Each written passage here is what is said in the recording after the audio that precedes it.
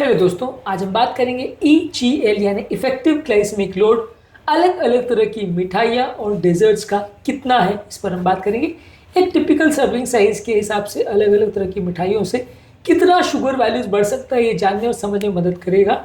हालांकि ये चीज़ में ये जानना और समझना ज़रूरी है कि ये सारी मिठाइयों को यदि हम ज़्यादा मात्रा में लेते हैं तो शुगर सब में ज़्यादा बढ़ेगा, और बहुत सारी मिठाइयों में जहाँ पर आपका मिल्क का कंटेंट ज़्यादा होता है या जहाँ पे आपके फैट्स का कंटेंट ज़्यादा होता है वहाँ EGL वैल्यूज कम आएंगी, क्योंकि मिल्क, फैट, ये सब चीज़ों का EGL वैल्यू कम होता है, शुगर का ज़्यादा होता है। तो जो मिठाई जितनी ज़्यादा चीनी डाल के बनाई जाती है उसका EGL वैल्यू ज़्यादा होगा। तो EGL वैल्यू खाली एक तरीका है ये जानने का कि कौन सी मिठाई कितना जल्दी शुगर बढ़ा सकती है, लेकिन कितनी हेल्दी है या नहीं वो 100% सिर्फ EGL वैल्यूज की बेस पे कहना थोड़ा मुश्किल है। इसलिए इस कॉन्टेक्स्ट में इस बात को ध्यान रखना जरूरी है। आज का टॉपिक है किस मिठाई का EGL वैल्यूज ज़्यादा है और किसका कम। टॉपिक पर जाने से पहले जो लोग हमारे चैनल पर नए हैं उन्हें रिक्वेस्ट करूंगा कि चैनल को सब्सक्राइब करें, वीडियोस को लाइक करें, शेयर करें, फॉलो करें, कमेंट करें, पूरा देखें। टॉपिक इंपॉर्टेंट है, इसे एंड तक देखिएगा। चलिए शुरू करते हैं।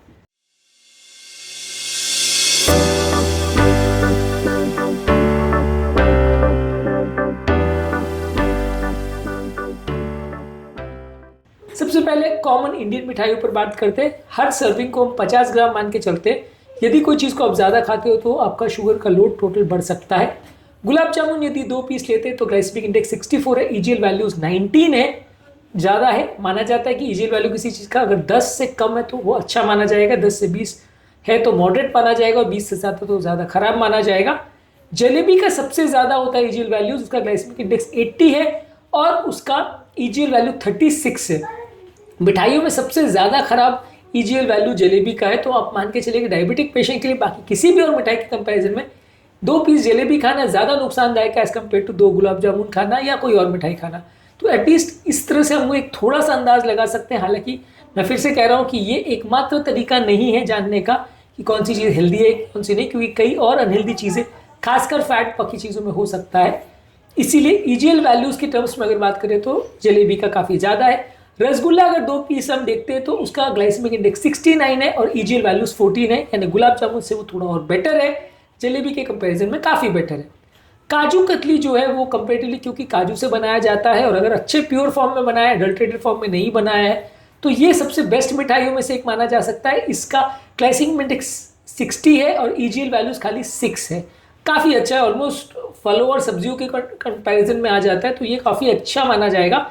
हालांकि मैं इसे बहुत हेल्दी नहीं बोलूँगा, लेकिन फिर भी अगर सिर्फ शुगर की बात करें और अगर इसके प्योर फॉर्म में बनाया गया और तल के नहीं बनाया गया है, डायरेक्टली अगर इसको अपने सिर्फ काजू को और चीनी को मिला के बनाया तो कंपेरेटिवली ये उतना ज़्यादा बुरा नहीं करेगा जितना कि बाकी मिठाइयाँ करती हैं। बर्फ़ी अगर मिल्क से बनाई गई है, मिल्क की बर्फ़ी बनाई गई है, तो उसका ग्लाइसेमिक इंडेक्स 55 है, EGL वैल्यूज़ 11 है। लड्डू अगर बेसन का है तो क्योंकि उसमें बेसन है, बेसन का खुद का ग्लाइसेमिक इंडेक्स उतना ज़्यादा नहीं होता, उसका GI वैल्यू यानी ग्लाइसेमिक इंडेक्स 55 है और EGL वैल्यू 17 है, यानी रसगुल्ले से थोड़ा खराब, गुलाब जामुन से थोड़ा अच्छा, बर्फी से थोड़ा खराब। पेड़ा की अगर बात करें तो ग्लाइसेमिक इंडेक्स 55 है, EGL वैल्यूज 8 है। तो ये क्योंकि दूध से बनता है तो इसका EGL वैल्यूज कम है। हालांकि कोई चीज़ों में अगर आप ऑयल डाल रहे हो कोई भी मिठाई को बनाने में तो उसमें कोलेस्ट्रॉल वैल्यूज बढ़ जाएगा, लेकिन यहाँ पे हम सिर्फ शुगर पर फोकस कर रहे हैं तो EGL वैल्यूज के टर्म्स में ये थोड़ा बेटर है। हलवा अगर सूजी का बनाते हैं तो उसमें 62 उसका ग्लाइसेमिक इंडेक्स और EGL वैल्यूज 25 है, यानी थोड़ा खराब है। ये गुलाब जामुन से खराब है। और जलेबी के बाद सेकेंड वर्स्ट मिठाई इसको बोल सकते हैं, जलेबी सबसे बुरी और सूजी का हलवा उसके बाद, क्योंकि इसमें बहुत ज़्यादा कॉन्सेंट्रेटेड फॉर्म में मीठा रहेगा तो ये ज़्यादा नुकसानदायक है डायबिटिक पेशेंट के लिए। तो इस हिसाब से मैं ऐसा नहीं कह रहा हूँ कि कौन सी हेल्दी कौन सी अनहेल्दी, लेकिन एटलीस्ट डायबिटिक पेशेंट में कौन सा ज़्यादा नुकसान करेगी और तुरंत शुगर कौन सी मिठाई ज़्यादा बढ़ा सकती है उस पर हमने बात करी। अब कुछ वेस्टर्न मिठाइयों पर बात करेंगे। इंडियन मिठाइयों पर हमने ज़्यादातर कुछ कॉमन चीज़ों पर बात करी। वेस्टर्न मिठाइयों में अगर चॉकलेट केक लेते हैं, एक स्लाइस 80 ग्राम का, ग्लाइसेमिक इंडेक्स 38 है और उसका EGL वैल्यूज 13 है, कंपेरेटिवली थोड़ा डिसेंट है। चीज़ केक अगर हम लेते हैं तो उसका ग्लाइसेमिक इंडेक्स 40 है और EGL वैल्यूज 10 है। अब यहाँ पे चीज़ डालना वैसे तो अदरवाइज बुरा है और चीज़ आपका कोलेस्ट्रॉल वैल्यूज बढ़ाता है, लेकिन क्योंकि चीज़ का खुद शुगर में कन्वर्जन बहुत स्लो होता है, वो फैट है, तो इस चक्कर में चीज़ अगर आप लेते हो तो ग्लाइसेमिक इंडेक्स के टर्म्स में या EGL वैल्यूज में वो बेटर आएगा। तो मैं ये नहीं कह रहा हूँ कि वो ज़्यादा हेल्दी है, चीज़ रेगुलर चॉकलेट केक के बदले चीज़ केक ज़्यादा हेल्दी है, उसमें कोलेस्ट्रॉल ज़्यादा आएगा, लेकिन अगर सिर्फ शुगर की बात करें तो चीज़ केक थोड़ा बेटर मान सकते हैं। ब्राउनी की अगर हम बात करें तो 1 पीस 60 ग्राम्स का अगर हम लेते हैं तो ग्लाइसेमिक इंडेक्स इसका 45 है, ईजीएल वैल्यूज 14 है। आइसक्रीम का अगर हम लेते हैं एक स्कूप का 100 ग्राम्स का तो ग्लाइसेमिक इंडेक्स 51 है, ईजीएल वैल्यूज 13 है। यहाँ पे हम फ्रोजन डेजर्ट की बात नहीं कर रहे हैं, आइसक्रीम की बात कर रहे हैं। आइडियली माना जाता है कि आइसक्रीम किसी चीज़ को तभी बोला जाता है जब वो दूध को जमा करके या दूध के किसी प्रोडक्ट को जमा करके बनाया जाता है। जहाँ पर आप पाम ऑयल से बना रहे हो, जो कि ज़्यादातर मार्केट में बिकने वाली जो डेजर्ट से या जो मीठी आइसक्रीम जैसी होती है, वो ज़्यादातर फ्रोजन डेजर्ट की कैटेगरी में आती है, जिसमें आप पाम ऑयल से बनाते हैं। उसमें आप दूध का प्रयोग नहीं करते तो वो उसको अनहेल्दी बना देता है। पर अगर सिर्फ दूध की आइसक्रीम की बात करें तो उसका ईजीएल वैल्यूज ठीक है, 13 है। डोनट्स की अगर बात करें तो 76 का ग्लाइसेमिक इंडेक्स है, ईजीएल वैल्यूज 27 है, काफ़ी बुरा है। मतलब डोनट्स जो है, क्योंकि उसमें मैदे का भी पोर्शन होता है और मीठा होता है, कॉन्सेंट्रेट चॉकलेट होता है, तो वो ज़्यादा बुरा है बाकी मिठाइयों के कंपैरिजन में, यानी केक खाने के कंपैरिजन में डायबिटिक पेशेंट्स के लिए डोनट्स खाना ज़्यादा बुरा है। पैनकेक्स अगर ले रहे हैं विद सिरप, ग्लाइसेमिक इंडेक्स 67 है और ईजीएल वैल्यूज 40 है, यानी कि इवन जलेबी से भी खराब है। तो अगर आप पैनकेक्स ले रहे हो विद सिरप तो पैनकेक्स में, और क्योंकि सिरप वो शुगर का ही सिरप होता है, तो वो ईजीएल वैल्यूज उसकी 40 पहुंच जाती है। यानी सबसे खराब अगर कोई मिठाई या सबसे खराब कोई डेजर्ट है तो पैनकेक्स है। अगर हम स्वीट स्नैक्स और कन्फेक्शनरीज की बात करें तो मिल्क चॉकलेट अगर लेते हैं तो उसका ग्लाइसेमिक इंडेक्स 43 है, ईजीएल वैल्यूज 11 है, मिल्क चॉकलेट कंपैरेटिवली बेटर है। डार्क चॉकलेट जिसमें 70% कोको है, ग्लाइसेमिक इंडेक्स का 23, ईजीएल वैल्यूज खाली 3 है। बस इसमें शर्त है कि वो बहुत मीठा नहीं होना चाहिए। स्टैंडर्ड डार्क चॉकलेट जो बनाया जाता है उसको हेल्दी इसलिए माना जाता है क्योंकि उसका ईजीएल वैल्यूज बहुत कम है और वो बहुत ज़्यादा शुगर नहीं देता। पर ये सारी चीज़ों में वेरिएशन तब आता है जब आपका बनाने का तरीका थोड़ा अलग हो। कैंडी बार्स की अगर हम बात करें, स्निकर्स जैसी चॉकलेट्स का, इसका ग्लाइसेमिक इंडेक्स 55 है, ईजीएल वैल्यू 17 है, यानी कुछ मिठाइयों से बेटर है, कुछ मिठाइयों से खराब है।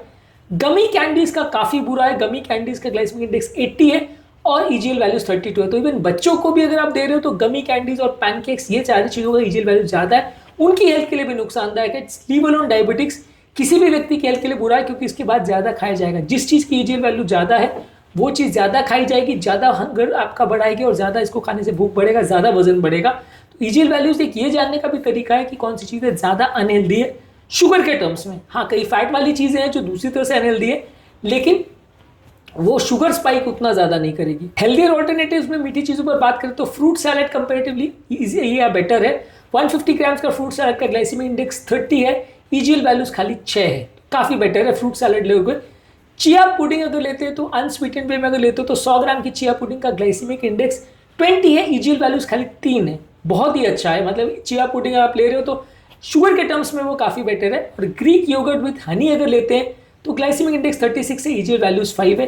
यहाँ पे एक चीज़ समझने की ज़रूरत है, हनी जो है वो फ्रक्टोज होता है तो वो ग्लूकोज लोड उतना ज़्यादा नहीं बढ़ाएगा, लेकिन ओवरऑल फ्रक्टोज हार्ट के लिए अच्छा नहीं है, लिवर के लिए अच्छा नहीं है, तो इसलिए फ्रक्टोज हनी में ज़्यादा होता है तो मैं वो बहुत ज़्यादा रिकमेंड नहीं करता हूँ।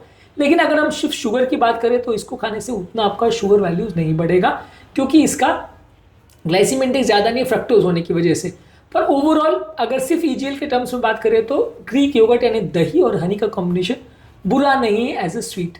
इसके अलावा आपको ये समझना पड़ेगा कि जो स्वीट्स में बहुत ज़्यादा मात्रा में शुगर डाला गया और जो चीज़ में मैदा डाला गया है वो ज़्यादा नुकसानदायक है।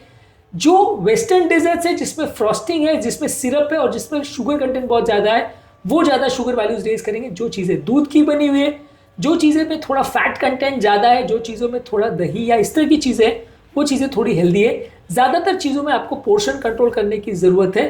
Fruit based salad, dark chocolates और कम शुगर वाले अल्टरनेटिव्स थोड़े बेटर या कम ईजीएल वैल्यूज वाले माने जा सकते हैं। वो ज़्यादातर ओवरऑल लोगों के लिए भी अच्छे हैं और डायबिटिक लोगों के लिए भी अच्छे हैं। तो ये सारी चीज़ों को आप ज़्यादा मात्रा में ले सकते हैं। ज़्यादा मात्रा में लेने से मेरा बिल्कुल मतलब नहीं है कि जितना मन चाहे खाओ, पर एज अ सब्सटीट्यूट आप ले सकते हैं जो कि कंपेरेटिवली थोड़ी हेल्दियर मान सकते हैं। तो आज के टॉपिक में हमने बात करी कौन कौन सी इंडियन वेस्टर्न मिठाई या स्वीट्स ऐसी हैं जो ज़्यादा शुगर बढ़ाती हैं और जो ज़्यादा डायबिटिक पेशेंट के लिए नुकसानदायक है। उम्मीद करूँगा कि आज के टॉपिक में कुछ नई बातें जानने को मिली होगी। जो लोग हमारे चैनल पर नए हैं उन्हें रिक्वेस्ट करूँगा कि चैनल को सब्सक्राइब करें, वीडियोज़ को लाइक करें, शेयर करें, फॉलो करें, कमेंट करें, पूरा